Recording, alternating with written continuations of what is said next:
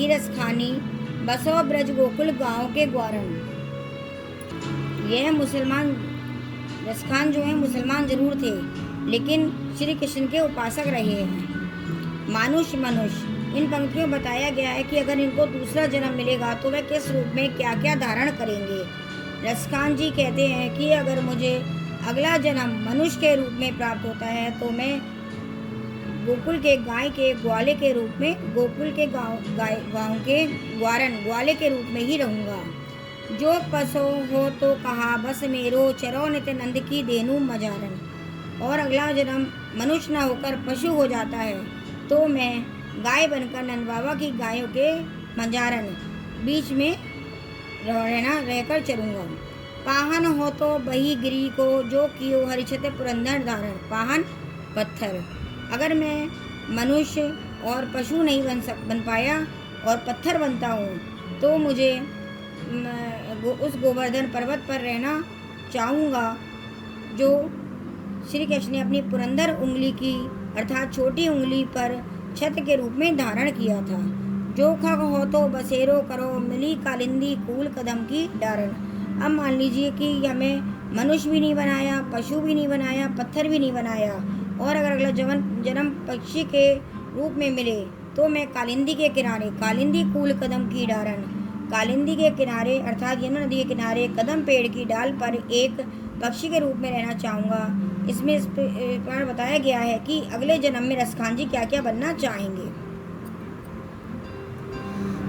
या लकुटी अरु काम रिया, पर राज तिहुपुर को तज डारो। आठव सिद्धि नवो निधि के, सुख नंद की गाई चराई बिसारो। रसखान कबो इन आखन सो, ब्रज के बन बाग तड़ाग निहारो। कोटिक एकल धौत के नाम, करील के कुंजन ऊपर वारो।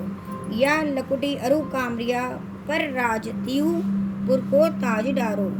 अब रसखान कहते हैं कि श्री कृष्ण जिस कंबल और ग्वालों की लाठी को धारण, लकुटी माने लाठी, कामरिया कंबल को धारण करते हैं, अर्थात जब वे गाय चराने जाते थे जो लाठी और कंबल लेके जाते थे, उसके बदले में अगर आठों सिद्धि नवो निधि के सुख नंद की गाय चराए बिसारो, उस कंबल और लाठी के बदले में मुझे कोई तीनों लोगों का राजा भी बना दे तो मैं नहीं लूँगा, अर्थात उसे त्याग दूंगा। वे इसके लिए आठों सिद्धि और नौ निधि को त्यागने के तैयार है। रसखान कहते हैं, रसखान कबो नाखन सो, ब्रज के बन तड़ाग निहार। मोर पखा सिर ऊपर राख्यो, गुज की माल गरे पैरोगी।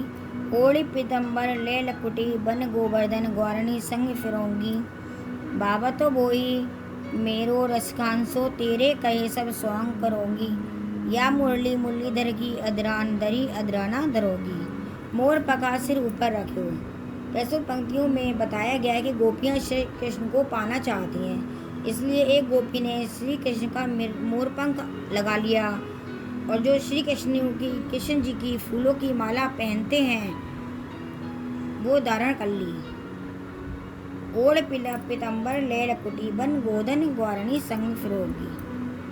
पीताम्बर पीला वस्त्र, कृष्ण जी जो पीले वस्त्र पहनते हैं वह धारण कर ली और लाठी भी ले ली। भागतो बोही मेरो रसखानो सो, तेरे कहो सब स्वांग करूँगी।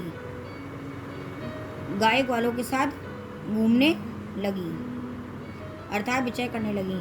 गोपियाँ कहती हैं कि वह सिर के ऊपर मोरपंख भी रख लें और पीले वस्त्र भी धारण कर ले, मगर रसखान जी के अनुसार यह सब तो उनका स्वांग है, अर्थात मेरे मन को तो कृष्ण जी ही भाते हैं। या मुरली मुरलीधर की अदरन धरी, अदराना धरोगी। ये मुरली तो मुरलीधर की सौतन मानी जाती है, इसलिए श्री कृष्ण की मुरली को अपने होठों पर वह गोपियाँ नहीं रखना चाहती हैं।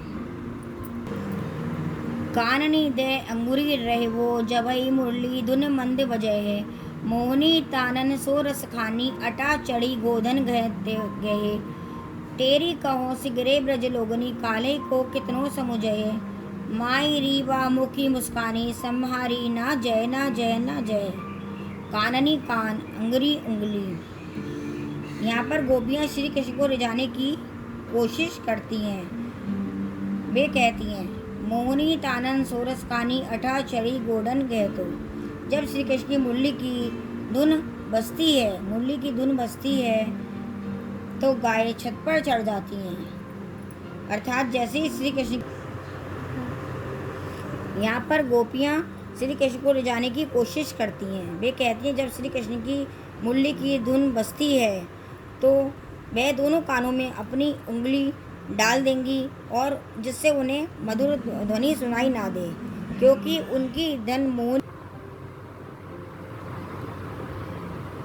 उनकी धुन इतनी मोहनी होती है कि गाय भी छत पर नाचने लगती हैं। तेरी